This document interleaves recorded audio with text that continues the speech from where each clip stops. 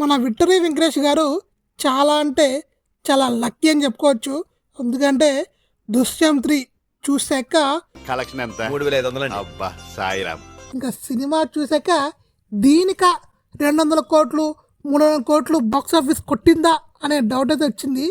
అది real fake తెలియదు కానీ సినిమా మాత్రం దేవుడా టార్చరు, మామూలు టార్చర్ కాదు. ఎంత స్లోగా ఉందంటే అంత స్లోగా ఉంది. సెకండ్ పార్ట్లోనే సినిమా అయిపోవాలి, థర్డ్ పార్ట్ తీసి దాన్ని ఇంకా బొబ్బుడుగా లాగినట్టు లాగుతున్నారు. ఇంకా సినిమా క్లైమాక్స్ 10 నిమిషాలు ఓకే బాగుంటుంది తప్ప ఇంకా సినిమా అంతా యాక్టింగ్ వేస్లో సూపర్ అని చెప్పుకోవచ్చు.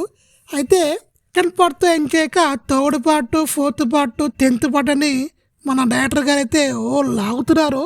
వేరే స్టోరీస్ ఐడియా రాక లేదా ఈ సినిమా మీద అంత మోదు నాకు అర్థం కాదు కానీ చూడకపోవడమే బెస్ట్. నా రేటింగ్ అయితే 2/5. అది కూడా పర్ఫార్మెన్స్లు చాలా బాగున్నాయి తప్ప మీరు చూసినట్టయితే మీకే అనిపించిందో కామెంట్ చేసేయండి.